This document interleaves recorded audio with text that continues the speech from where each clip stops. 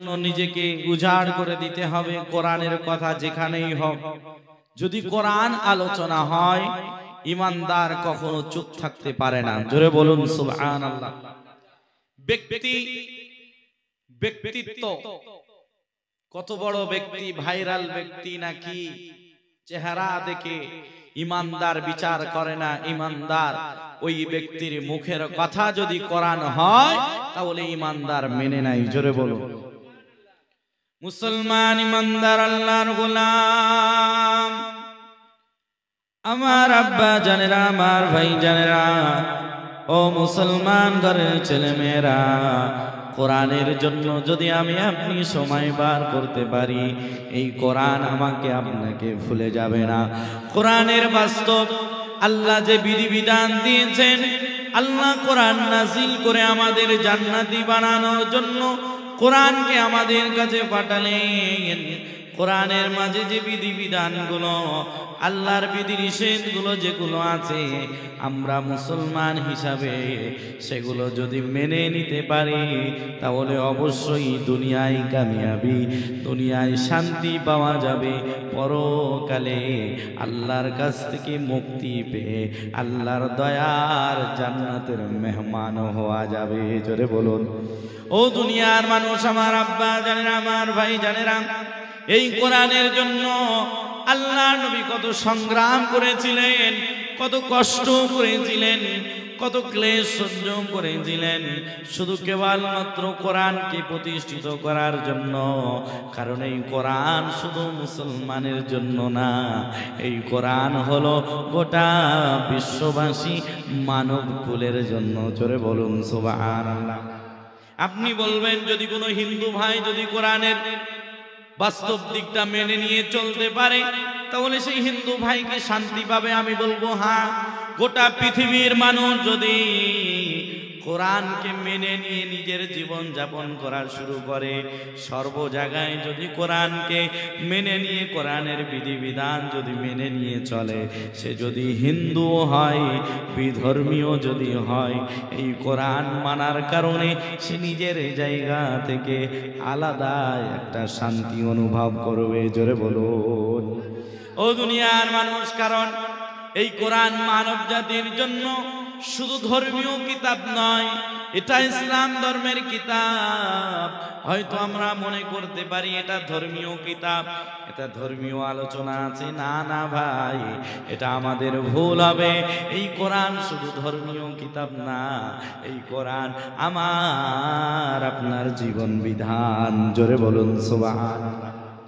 এই কোরআন যারা মেনে নিয়েছে, যুগে যুগে আল্লাহ নবীর সাহাবায়ে কেরামদের দিকে তাকালে বোঝা যায়, নবীর সাহাবীরা এই কোরআনের ভিতরে এমন কি মধু পেয়েছিল, এমন কি মিষ্টত্ব পেয়েছিল, এমন কি মিষ্টি পেয়েছিল, এমন কি স্বাদ পেয়েছিল। সাহাবায়ে কেরাম কোরআনের জন্য নিজেকে উজাড় করে দিয়েছিল। সাহাবায়ে কেরাম শুধু কোরআনকে জাহির করার জন্য, প্রতিষ্ঠিত করার জন্য, ও দুনিয়ার মানুষ, দিন কায়েমের জন্য তারা নিজেদের জান পর্যন্ত উৎসর্গ করেছে। জোরে বলুন। ও দুনিয়ার মানুষ, আল্লাহ রাব্বুল আলামিন কোরআনুল কারীমের মধ্যে বলেন, ইন্নাল্লাহা আশতারা মিনাল মুমিনিনা আনফুসাহুম ওয়া আমওয়ালাহুম বিআন্না লাহুমুল জান্নাহ। আমি আল্লাহ ইমানদারের জান ও মাল ক্রয় করে নিয়েছি, বিনিময় আমি আল্লাহ জান্নাত দিয়েছি। জোরে বলুন। যারা নিজেদের জানগুলো আল্লাহর জন্য, নিজেদের মালগুলো আল্লাহর জন্য আল্লাহর কাছে যদি বিক্রি করে থাকে, বিনিময় যদি জান্নাত চেয়ে থাকে, তাহলে এই দুনিয়ার জমিনে আল্লাহর ইচ্ছাটাকে নিজের ইচ্ছা বানাতে হবে। আল্লাহ যে জিনিসে খুশি, আমি আপনি সেই জিনিসে নিজেকে খুশি হতে হবে। ও দুনিয়ার মানুষ, আল্লাহ যে জিনিস বলেছেন যদি আমরা সেই জিনিসটা মেনে নিতে পারি, আল্লাহর ওয়াদা সত্য ওয়াদা। আল্লাহ অবশ্যই অবশ্যই তার বানানো জান্নাতটা আমাদেরকে উপহার দিয়ে দিবেন। জোরে বলুন। আল্লাহ রাব্বুল আলামিন বলেছেন ইন্নাল্লাযীনা আমানু ওয়া আমিলুস সালিহাত, তোমরা যদি ঈমান আনতে পারো সাথে সাথে নেক আমল, ঈমানের দাবিতে ভালো আমল যদি করতে পারো।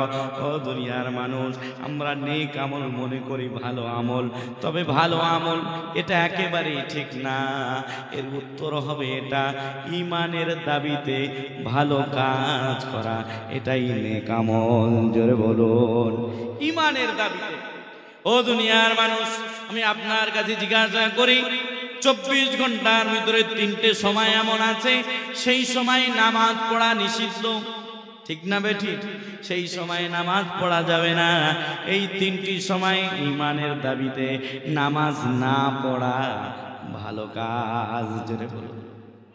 বছরের ভিতরে 5 দিন এমন আছে আল্লাহ নিষেধ করেছেন, হারাম করেছেন রোজা রাখা। ও দুনিয়ার মানুষ, ঈমানের দাবিতে এই 5 দিন রোজা না রাখা ভালো কাজ। জোরে বলুন সুবহানাল্লাহ। আপনি দেখবেন যদি ভালো কাজ কিন্তু আপনি করতে চান, ঈমানের দাবিতে সেটা হচ্ছে কিনা, ঈমানের অনুকূলে আল্লাহর গণ্ডির ভিতরে হচ্ছে কিনা একটু দেখবেন। উদ্দেশ্য যদি আল্লাহকে খুশি করা হয় আর মদিনাওয়ালার পদ্ধতি যদি থাকে, তাহলে ওই কাজটা ঈমানের দাবিতে ভালো কাজ হবে। জোরে বলুন।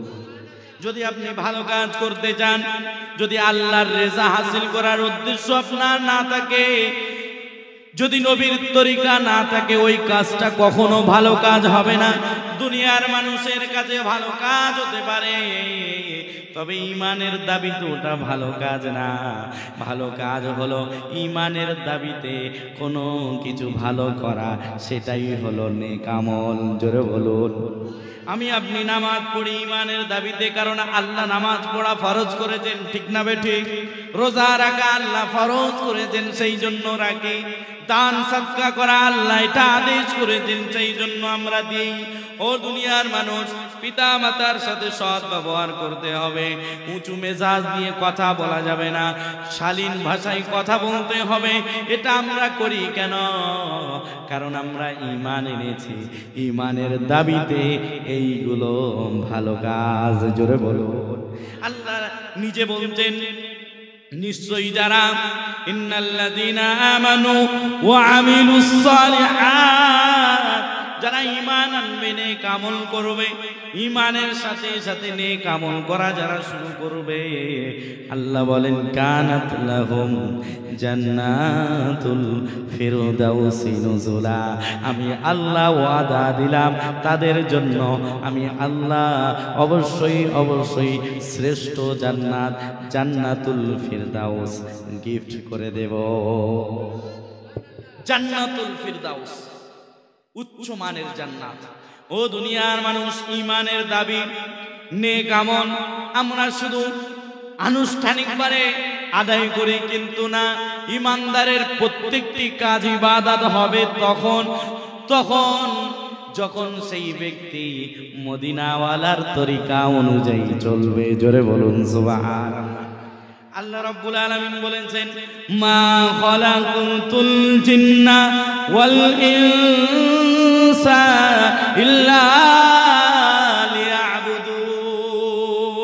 ও দুনিয়ার মানুষ, আল্লাহ বলেন আমি দুটি জাতি, জিন এবং মানুষ, মানব জাতিকে আমি সৃষ্টি করেছি আমার ইবাদতের জন্য। আল্লাহ বলেন ইন্নাস সালাতা কানাত আলাল মুমিনিনা কিতাবাম মাওকুতা। আল্লাহ বলে দিলে আমি সময় মতন নামাজ ফরজ করেছি। ও দুনিয়ার মানুষ, শ্রেষ্ঠ ইবাদত হলো নামাজ। ও আমার আব্বা জানেরা, আমার ভাই জানেরা, আল্লাহ বলেন আমি ইবাদতের জন্য মানুষ তৈরি করেছি, জিন তৈরি করেছি। ইবাদতটা সময় মতন করা, নামাজ ফজরের সময় ফজর পড়া, জোহরের সময় জোহর পড়া, এটাই ঈমানের দাবিতে ভালো কাজ। জোরে বলুন সুবহানাল্লাহ।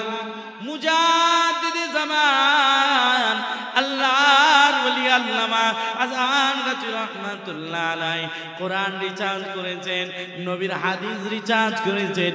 আল্লাহর বান্দাগুলোকে উন্নতি বানানোর জন্য, রূহের দিক দিয়ে আত্মশুদ্ধি করার জন্য তিনি উপায় নিয়ে আসলেন চারটি। তিনি বলেছেন, বাবা অবশ্যই অবশ্যই বিনা কাজাই নামাজটুকু আদায় করো। জোরে বলুন, বিনা কাজায় নামাজ আদায় করতে হবে। আমার আব্বা জানেন, আমার ভাই জানেরা, তারপরে তিনি বললেন নামাজের সাথে সাথে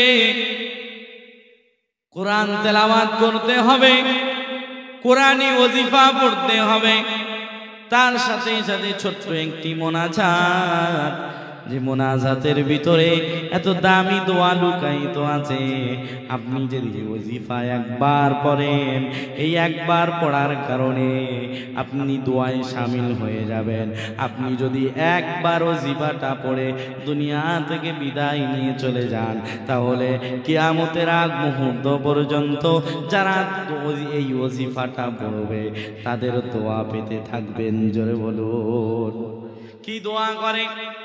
ইলাহি রহমত জিয়াদা কর কিয়ামত তক। ও আল্লাহ, তোমার রহমত, তোমার দয়া, তোমার ক্ষমা বৃদ্ধি করে দাও কিয়ামত পর্যন্ত, কিয়ামতের আগ মুহূর্ত পর্যন্ত যাহারা এই ওজিফা পড়ছেন, পড়বেন, পড়ে চলে গেছেন, তানাদের সকলের উপর। জোরে বলুন, 1-2 বছর, 4 বছর, 5 বছর, 10 বছর পরে আত্মীয় স্বজন আপনাকে বলে যাবে, কিন্তু এমন মুর্শিদের মুরিদ আমরা হয়েছি, ফেলুল হাকিম লা ইয়াখলু আনিল হিকমা। যারা হাকিম হবেন তানাদের কোনো কাজ হিকমত খালি যাবে না। ও দুনিয়ার মানুষ, আমার আব্বা জানেন, আমার ভাই জানেরা, সেই জন্য তিনি হিকমত লাগিয়ে দিলেন। এত দামি একটা দোয়া ওজিফার মুনাজাতের ভিতরে দিয়ে দিলেন। এই মুনাজাতটা যারা করবে, যারা পড়বে, তারাও নিজের প্রতি দোয়া পাবে, এবং যারা পড়ে চলে গেছে তাদের প্রতিও আল্লাহর তরফ থেকে রহমত নাজিল হতে থাকবে। একটু জোরে বলুন সুবহানাল্লাহ। তিনি 3 নাম্বার বললেন হালাল রুজি খেতে হবে। এই হালাল রুজি অবশ্যই খেতে হবে, কারণ ইমানের দাবিতে যে ভালো কাজগুলো আপনি করবেন ওটা কবুল হওয়ার পিছনে একটা শর্ত, সেটা হলো ভালো খাবার, হালাল খাবার খেতে হবে, তারপরে নেক কাজগুলো আল্লাহর কাছে পৌঁছাবে। জোরে বলুন সুবহানাল্লাহ। অনেকেই আছে নামাজ তো ঠিক মতন পড়ে, কিন্তু ব্যবসাটা একটু বড় করার জন্য, একটু খাড়া করার জন্য লোনের দিকে দৌড়ে যায়। আছে না নাই লোন? আমার আব্বা জানেন, আমার ভাই জানেরা, হারাম থেকে নিজেকে বাঁচিয়ে রাখতে হবে। মুজাদ্দিদে জামান তিনি সেটাই বলেন, বাবা তোমরা যদি নিজেকে যদি আল্লাহর কাছে গ্রহণযোগ্য বানাতে চাও, অল্প ইবাদত করো, সমস্যা নাই। ফরজিয়াত, ওয়াজিবাত, সুন্নাতে মুআক্কাদা এবং যে আমলগুলো ছেড়ে দিলে আল্লাহ অসন্তুষ্ট হয়, সেই আমলগুলো সময় মতন করো, অল্প হলেও সমস্যা নাই, তবে তুমি যেন হারামের ধারে পাশে যেও না। জোরে বলুন না সুবহানাল্লাহ। হারামের ধারে পাশে যাওয়া যাবে না। আমি অঢেল ইবাদত করছি, কোনদিন রাতে তাহাজ্জুদের নামাজ কাজা নাই, প্রতিনিয়ত আল্লাহর কাছে কান্না করছি, কিন্তু ব্যবসা সুদের সাথে জড়িত, লোন নিয়ে ব্যবসা করছি। আমি গ্যারান্টি দিয়ে বলছি আপনার ওই ইবাদত আল্লাহর কাছে গ্রহণযোগ্য হবে না। আমি আপনার কাছে অনুরোধ করে বলছি, আপনি ঈমান এনেছেন, হয়তো দাবি করছেন ঈমানদার, নামাজ না পড়লে নয় সেই জন্য নামাজ পড়ছেন, কিন্তু আপনি যদি প্রকৃতপক্ষে ঈমানদার হতেন, আল্লাহ ছাড়া অপরের কারোর কাছে আপনি সাহায্য চাইতে পারতেন না। আপনি কারোর ইন্তজারি হয়ে কারোর কাছ থেকে কিছু নিয়ে নিজের ব্যবসাটাকে ডেভেলপ করার চিন্তা ভাবনা করতেন না। ঈমানদার আল্লাহকে সব চাইতে প্রিয় মনে করে। জোরে বলো। এক হাদিস শোনাই, বুখারী শরীফের হাদিস, 16 নম্বর হাদিস। আল্লাহ নবী বলেন, তোমরা 3টি গুণ অর্জন করো, তাহলে ঈমানের টেস্ট স্বাদ কি এটা তোমরা বুঝতে পারবে। জোরে বলো, ঈমান আসলে কি তোমরা বুঝতে পারবে। 3টি গুণ অর্জন করতে হবে। সেই 3টি কি? আল্লাহ নবী বলেন, ও দুনিয়ার মানুষ, আমার আব্বা জানেরা, আমার ভাই জানেরা, আল্লাহ নবী আল্লাহ হাবিব বলেন 3টি গুণ অর্জন করো। প্রথম নাম্বার গুণ, দুনিয়ায় যা কিছু আছে, এই যা কিছুর ভিতরে সব কিছু লুকায়িত, বিবি থেকে শুরু করে, সম্পদ থেকে শুরু করে যত দামি ব্যক্তি আছে, যত দুনিয়ায় যত দামি ব্যক্তি, দুনিয়ায় যত দামি জিনিস আসবাবপত্র আছে, সব কিছুর চাইতে নবী বলেন আল্লাহ এবং রসুলকে প্রিয় মনে করতে হবে। জোরে বলো, বিবির থেকেও প্রিয়, সম্পদের থেকেও প্রিয়, ব্যবসার থেকে প্রিয় আল্লাহ এবং রসুল। ঠিক না বে ঠিক? এই প্রিয় শুধু মনে করলে হবে? প্রিয় তখনই মনে হবে বা এটার কার্যকারিতা তখন হবে যখন আপনি আল্লাহ এবং রসুলের বিধিবিধান, আল্লাহর বিধিবিধান, নবীর তরিকাটা সামনে রেখে আপনি কাজ করবেন। ঠিক না বে ঠিক? প্রিয় কাকে বলে? যে ওই ব্যক্তির কথা ছাড়া আমি চলবই না, ওই ব্যক্তি আমার কাছে প্রিয়। সেই দুই আল্লাহ রাব্বুল আলামিন তার হাবিবের দ্বারাই জানালেন, সেই দুইটি হলো আল্লাহ এবং রসুল। একটু জোরে বলুন সুবহানাল্লাহ। সবচাইতে প্রিয় মনে করতে হবে আল্লাহ নবী আল্লাহর হাবিব। 2 নাম্বার বলেন, ও দুনিয়ার মানুষ, আমার আব্বা জানেরা, আমার ভাই জানেরা, যদি কাউকে ভালোবাসতে হয় তাহলে আল্লাহর জন্য ভালোবাসতে হবে। আবার কারো যদি ঘৃণাও করতে হয় সেটাও আল্লাহর জন্য ঘৃণা করতে হবে। কি বুঝলেন? ঈমানের স্বাদ, ঈমানের টেস্ট যদি আমি আপনি বুঝতে চাই, তাহলে দুনিয়ায় যদি কাউকে ভালোবাসতে হয়, কাউকে ঘৃণা করতে হয়, উভয়টাই আমরা আল্লাহর জন্য যদি করতে পারি, তাহলে ঈমানের স্বাদ বুঝতে পারবো। জোরে বলুন, ও দুনিয়ার মানুষ, আমি আপনি যদি আল্লাহর জন্য কিছু ধরি বা আল্লাহর জন্য কিছু ছাড়ি, এটা ভালোবাসার প্রমাণ দেয়। কিন্তু আমি নামাজ পড়ছি, আবার আমি আল্লাহর হুকুমের বাইরের কাজ করছি, নবী যে কাজ করে নাই আমি সেই কাজ করছি। বিশেষ করে আমরা অনেকেই হাজী সাহেবও আছি, নামাজি আছি, কিন্তু বিয়ে বাড়িতে ইসলামী শরিয়ার বিরুদ্ধে অনেক কাজ হয়। ঠিক না বে ঠিক? কথা বলেন। আজ মুসলমানের বিবাহ বাড়ি অনুষ্ঠান দেখে মনে হয় না এটা মুসলিমের অনুষ্ঠান, মুসলমানদের অনুষ্ঠান। মুসলমানদের অনুষ্ঠান তো এমন হবে যে অনুষ্ঠানে যদি কোনো বিধর্মী আসে, মুসলমানের চরিত্র, মুসলমানের সমস্ত কিছু দেখার পরে সে মুগ্ধ হবে। তার মনে একটা প্রশ্ন আসবে, এই ব্যক্তিটা এত শালীনতা দেখায় কেন? এই ব্যক্তি এত সুন্দর কেন? এই ব্যক্তির অনুষ্ঠান এত সুন্দর কেন? এই ব্যক্তির ব্যবহার এত সুন্দর কেন? ওই ব্যক্তি তখন ভাববে, এই ব্যক্তি তো মুসলমান, ইসলাম এই ব্যক্তিটাকে এত দামি বানিয়েছে। ওই ব্যক্তির অন্তরে যখন এমন কথোপকথন চলবে, আল্লাহর তরফ থেকে আল্লাহ হেদায়েতের নূর ঢেলে দিতে পারে। জোরে বলুন। আল্লাহর নবীর দেখে অনেকেই মুসলমান হয়ে যেত, কোনো দাওয়াত দেওয়া লাগতো না। নবীর ব্যবহার থেকে, নবীর কথা বলার ধরন থেকে অনেক বিধর্মী ইসলাম নামক সুচিতল ছায়া তলে আশ্রয় গ্রহণ করেছে। জোরে বলো। আজকে আমার আপনার দিকে তাকিয়ে দেখেন, আমাদের অনুষ্ঠান, আমাদের সমস্ত কার্যকলাপ, হয়তো আপনি বলবেন মাওলানা সাহেব আমি তো নামাজ পড়ি। ও ভাইজান, এই নামাজ দিয়ে আপনি জান্নাতে যেতে পারবেন না যদি আপনার আখলাক সুন্দর না হয়। ঠিক না বে ঠিক? আপনার ব্যবহার যদি নবীওয়ালা ব্যবহার না হয়, আপনার চরিত্র নবীর কথা অনুযায়ী যদি আপনার চরিত্র না সাজাতে পারেন, আপনি নামাজ নিয়ে জান্নাতে যেতে পারবেন। আমার আব্বা জানেন, আমার ভাই জানেন, আপনি বলবেন নামাজ তো এমন ইবাদত, নামাজ সব খারাপ কাজ থেকে দূরে নিয়ে আসে, নিশ্চয়ই এটা ঠিক কথা। আল্লাহ নিজে বলেছেন ইন্নাস সালাতা তানহা আনিল ফাহশাই ওয়াল মুনকার। এই নামাজ কেবলমাত্র একমাত্র শুধুমাত্র পারে খারাপ মন্দ কাজ থেকে টেনে আনতে। জোরে বলুন। আপনি বলবেন আমি 30 বছর নামাজ পড়ছি, আমি 40 বছর নামাজ পড়ছি, কিন্তু আপনার দ্বারাই খারাপ কাজ হয় কেন? আপনার দ্বারাই মন্দ কাজ সংগঠিত হয় কেন? বোঝা গেল আপনি নামাজটাকে নামাজের মতন পড়েন না। ঠিক না বে ঠিক? নামাজ যদি নামাজের মতন পড়তেন, কোরআনের আয়াত দ্বারা সাব্যস্ত, আল্লাহ নিজে বলেছেন নামাজ তোমাকে খারাপ কাজ থেকে টেনে আনবেই আনবে। জোরে বলুন। আমি আপনি নামাজের অর্থই বুঝি না, মর্ম অর্থ কি, আল্লাহু আকবার মানে কি?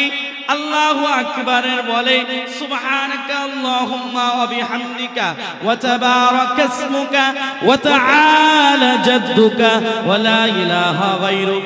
এর মর্ম অর্থ বুঝি না। তারপরে আউযু বিল্লাহি মিনাশ শাইতানির রাজীম বিসমিল্লাহির রহমানির রহিম, এর অর্থ বুঝি না, পড়তে হয় সেই জন্য পড়ি। কি বলেন ঠিক না বে ঠিক? মোবাইলের অর্থ বর্তমান ডিজিটাল যুগের মানুষ বুঝেছে বলে মোবাইল ছাড়া চলতে পারে না। ঠিক না বে ঠিক? মানুষের কাছে যদি বর্তমান যদি মোবাইলটা খারাপ হয়ে যায় অথবা পানিতে পড়ে যায়, ওই মানুষটা যেন একটা হাত হারিয়ে ফেলেছে এমন মনে হয় তাই। হ্যাঁ, অসহায় মনে হয়, কিছু ভালো লাগে না। যতক্ষণ না মোবাইল নেবে হাতে ততক্ষণ কিছু ভালো লাগে। এর অর্থ বুঝেছে, এর ভিতরে দুনিয়া লুকায়িত। কি ঠিক না বে ঠিক? এখানে বসে আমেরিকার খবর পাবেন, এখানে বসে ইংল্যান্ডের খবর পাবেন, যদি দেখারও ইচ্ছা হয় ভিডিও কলে দেখতে পাবেন। ঠিক না বে ঠিক? মোবাইলের অর্থ বুঝেছেন, এর কার্যকারিতা কি এটা বুঝেছেন, মর্ম অর্থ বুঝেছেন বলে মোবাইল ছাড়া আপনি চলতে পারেন না। যদি নামাজের মর্ম অর্থ বুঝতেন তাহলে অবশ্যই অবশ্যই আপনি ইমানদার হিসাবে কখনো আপনি নামাজ ছাড়া চলতে পারতেন না। জোরে বলুন না। ও দুনিয়ার মানুষ, আমার আব্বা জানেন, আমার ভাই জানেন, নামাজটা কি জিনিস একটু দেখেন। আমি আপনি নামাজের মর্ম অর্থ বুঝি না। এই নামাজটা কত দামি আমি আপনাদের কাছে সংক্ষিপ্তভাবে তুলে ধরেছি, একটু দেখেন। আমি আপনার কাছে অনুরোধ করে বলছি একটু গভীর মনোযোগ দিয়ে শোনেন। যে হাদিসটা পড়েছি তার অর্থ বুঝিয়ে বলবো। তবে আমি আপনি নামাজ পড়ি, আমার আপনার দ্বারাই খারাপ কাজ হয়। আমি আপনি নামাজ পড়ি সুদের সাথে জড়িত। আমি আপনি নামাজ পড়ি, আমার বিবি পর্দা করে না। আমি আপনি নামাজ পড়ি, আমার বেটি পর্দা করে না। আমি নামাজ পড়ি কিন্তু আমার বেটিটা কলেজে যায়, চুল ছেড়ে দিয়ে যায়। আমার বেটিটা এমন পোশাক পরে যে পোশাক থেকে শয়তান হাততালি দিতে থাকে। আমি নামাজ পড়ি কিন্তু আমার বেটি আমার কথা শোনে না। ও দুনিয়ার মানুষ, ওই নামাজ নিয়ে ওই হাজী সাহেব হয়ে কখনো জান্নাতে যেতে পারবেন না। যদি নিজের পরিবারের অশ্লীলতা আপনার চোখের সামনে হয়, আপনার চোখ ভালো থাকা অবস্থায় আপনি যদি সেটাকে বাধা না দেন, আপনি দায়ুস হয়ে যাবেন। আর দায়ুসের জন্য জান্নাতের দরওয়াজা বন্ধ। ও দুনিয়ার মানুষ, এই নামাজ আমাকে আপনাকে কি শিক্ষা দেয়? এই নামাজ আমাকে আপনাকে কোন রাস্তায় নিয়ে যায় একটু শোনেন। আমি আপনার কাছে অনুরোধ করে বলছি, নামাজের যেগুলো প্রয়োজন অনুরোধ করে বলছি। আপনি কোনো ব্যবসা শুরু করতে চাইলে, আপনি কোনো নিজের কোনো অফিসের, নিজের কোনো দোকানের কোনো কার্যকলাপ যদি শুরু করতে চান, সমস্ত ভালো জিনিসটা বুঝে নিয়ে তারপরে শুরু করতে চান। ঠিক না বে ঠিক? কি বলেন? যদি না জানেন ব্যবসা সম্পর্কে, লস হবে না? লস হবে কি হবে না? মার খেয়ে যেতে পারেন, 2-10 লাখ টাকা ক্ষতি হয়ে যেতে পারে। সেই জন্য 10 লাখ টাকা ব্যবসায় নামানোর আগে আপনি ভাবেন যে ব্যবসায়ী অভিজ্ঞ, তার কাছে যাই, কিছু পরামর্শ নেই। ঠিক না বে ঠিক? আমি আপনি নামাজ যখন শুরু করেছি, এটা দামি ব্যবসা, যে ব্যবসায়ের কোনো লস নাই। জোরে বলুন। তবে এই ব্যবসাটা যখন শুরু করতে গেলাম, 40 বছর ব্যবসা চলছে আল্লাহর সাথে। কার সাথে? বলেন বলেন। এই ব্যবসা সম্পর্কে কাউকে কোনোদিন জিজ্ঞাসা করেছি এই নামাজটা কিভাবে পড়তে হবে, নামাজে কেমন সূরা লাগবে, কোন দোয়া পড়তে হবে, আত্তাহিয়াত কখন পড়তে হবে, দরুদ ইব্রাহিম কখন পড়তে হবে, দোয়ায়ে মাসুরা কখন পড়তে হবে, এগুলো কি, এর অর্থ কি জিজ্ঞাসা করেছি? না পড়লে নাই, মুসলমান বলবে না, সেই জন্য পড়ে যাচ্ছি। এই নামাজ নিয়ে আপনি আল্লাহর সন্তুষ্টি লাভ করতে পারবেন না। আপনি নামাজের মর্ম অর্থ বোঝেন না, নামাজ আসলে কি কিছু বোঝেন না। আপনি নামাজে দাঁড়িয়ে গেলেন, নামাজে আপনার এই কারণে মন থাকে না। নামাজে দাঁড়ালেন, সূরা ফাতিহা পড়তে পড়তে দোকানের দিকে মন গেল, যায় কি যায় না? বন্ধুর দিকে, আড্ডা যেখানে হচ্ছিল, খেলা যেখানে হচ্ছিল, মনটা সেখানে দৌড় দিয়ে চলে যায়। ঠিক না বে ঠিক? কথা বলেন না কেন? কেন? আপনি নামাজের অর্থই বোঝেন না। আপনি যা পড়ছেন সেটার অর্থ যে আপনি আল্লাহকে কি বলছেন এটা বোঝেন না, সেই জন্য নামাজে মন থাকে না।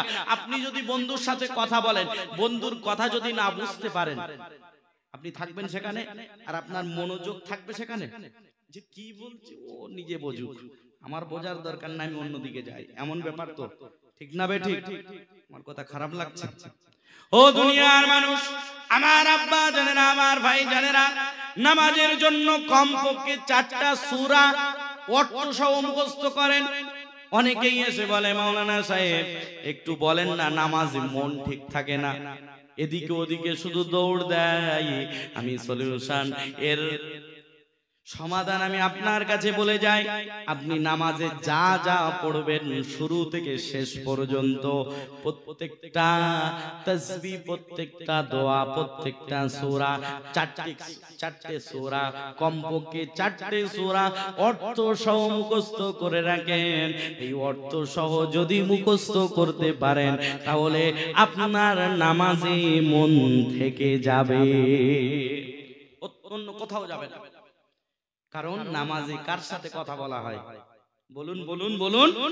ও দুনিয়ার মানুষ, আমরা নামাজ পড়লে অফিসের বাইরে কি হচ্ছে, দোকানদারি বাদ দিয়ে যদি নামাজে দাঁড়াই, খরিদ্দারের দিকে কান থাকে, খরিদ্দার না জানে চলে যায়, এমন দোকানদার নাই। তবে সাহাবায়ে কেরামদের নামাজ দেখেন। আল্লাহর নবীর এক সাহাবী তালহা রাদিয়াল্লাহু তাআলা আনহু, তিনি নামাজে দাঁড়িয়েছেন আল্লাহর সাথে কথা বলার জন্য। জোরে বলুন। সেই সময় নামাজে তিনি যে অবস্থায় দাঁড়িয়েছিলেন, সেই সময় তার সন্তান হঠাৎ পাহাড়িয়া একটা সাপ আসার পরে নিজের সন্তানকে এমন ভাবে পেঁচিয়ে নিয়েছে, মর্মান্তিক অবস্থা। ও দুনিয়ার মানুষ, কঠিন পরিস্থিতি। তালহা রাদিয়াল্লাহু তাআলা আনহু তানার বিবি দৌড় দিয়ে আশেপাশের মানুষকে নিয়ে সন্তানকে বিপদ মুক্ত করে সন্তানকে বাড়ি নিয়ে আসলেন, ঘরে নিয়ে আসলেন। তালহা রাদিয়াল্লাহু তাআলা আনহু নামাজ অবস্থায় ছিলেন, তিনি এদিকে ধ্যান দেন নাই। তিনি নামাজ শেষ করে বিবিকে বলে, ও বিবি, কি হয়েছে, এত চিন্তিত ভাব কেন, মানুষজন এত কেন? বিবি তখন বলে, ও আমার স্বামী, আপনি কি কিছু জানেন না? আপনার সন্তানটা মৃত্যুর দিকে ছিল, বিপদ, এমন বিপদ ছিল, পাহাড়িয়া সাপ এসে এমন ভাবে পেঁচিয়ে নিয়েছে, এমন মনে হলো যেন সন্তান মারা যাবে। কিন্তু সেই বিপদ থেকে উদ্ধার করে নিয়ে আসলাম। মানুষজনকে ডাকার পরে, ও দুনিয়ার মানুষ, আমি আপনার কাছে জিজ্ঞাসা করছি, সন্তান বিপদে, কিন্তু পিতা নামাজে দাঁড়িয়ে আল্লাহর সাথে কথা বলছেন, সন্তানের কথা মনে নাই, বিবির কথা মনে নাই। এই হলো সাহাবী। জোরে বলুন সুবহান। আজকে আমি আপনি যদি দুনিয়ার মানুষ, আমার আব্বা জানেরা, আমার ভাই জানেরা, যদি আমি আপনি এই চিন্তা করতে পারি, আমি আপনি নামাজে দাঁড়ালে আমার আল্লাহ আমাকে দেখছে, অথচ আল্লাহর নবী বলেছেন, তুমি এমন মনে করো যে তুমি যেন আল্লাহকে দেখছো। এটা যদি না পারো, তাহলে এটা মনে করো যে অবশ্যই আল্লাহ তোমাকে দেখছে। একটু জোরে বলা যাবে না? কোন প্রেসিডেন্ট, কোন দামি ব্যক্তির সামনে খারাপ পোশাক, অট্ট হাসি, এদিক ওদিকে মন দিয়ে কেউ দাঁড়াতে পারে? সামনে গিয়ে চুপচাপ, কারণ দামি ব্যক্তি, আমাকে দেখছে, আমার সামনে আছে। কিন্তু দুনিয়ার মানুষ, আমি আপনি রব আল্লাহ তাআলা, যিনি গোটা পৃথিবীর মালিক, যিনি আমার আপনার প্রতিপালক, সেই রবের সামনে দাঁড়াচ্ছি, আমি আপনি আমাদের মনটা অন্যদিকে নিয়ে যাই কি করে? আমার আব্বা জানেন, আমার ভাই জানেরা, আমি আপনার কাছে অনুরোধ করে বলবো, নিজেকে এমন ভাবে এমন নামাজি বানান যাতে আপনার দেখে অপর একজন মনে করতে পারে এই ব্যক্তি নামাজ আল্লাহর সাথে এমন ভাবে নামাজ আদায় করছে, আল্লাহর সাথে যেন কথা বলছে, আপনার দেখে না যেন কেউ বুঝতে পারে লোক দেখানো নামাজ পড়ছে। ও দুনিয়ার মানুষ, নামাজটা আসলে কি? আল্লাহর নবী মেরাজে যাওয়ার পরে আল্লাহর নবীকে উপহার হিসাবে আল্লাহ রাব্বুল আলামিন নামাজ দিয়েছিলেন। জোরে বলুন, এই নামাজ হলো আল্লাহর সাথে দিদার, এই নামাজ হলো মুমিনের মেরাজ। আমি আপনার কাছে অনুরোধ করে বলবো যে হাদিসটা বলছিলাম, তাহলে আমি আপনি নামাজ পড়বো আবার খারাপ কাজ করবো, এটা কখনো সম্ভব নয়। নামাজের মতন নামাজ পড়লে খারাপ কাজ আমার আপনার দ্বারাই করা অসম্ভব হয়ে যাবে। নামাজের মতন নামাজ পড়বো ইনশাআল্লাহ, বলুন ইনশাআল্লাহ। কমাস কম 4টে সূরা অর্থ সহ মুখস্থ করবেন, না জানলে যে জানে তার কাছ থেকে জেনে নেবেন। আউযু বিল্লাহ, বিসমিল্লাহ, সূরা ফাতিহা, রুকুতে যাওয়ার পরে যে তাসবিহ, তারপরে সিজদায় যাওয়ার পরে যে তাসবিহ গুলো লাগে, এগুলো আমরা জেনে নেব এর অর্থগুলো কি। যদি এভাবে যদি করে আমি আপনি নামাজ পড়তে পারি, নামাজে মন থাকবে, ঠিক না বে ঠিক? পারবো ইনশাআল্লাহ, পারবো ইনশাআল্লাহ। এখন তো অ্যাপস বার হয়েছে, কত অ্যাপস, কত নেবেন, মোবাইলে সার্চ দিলেই সমস্ত রকম জিনিস বার হচ্ছে, ঠিক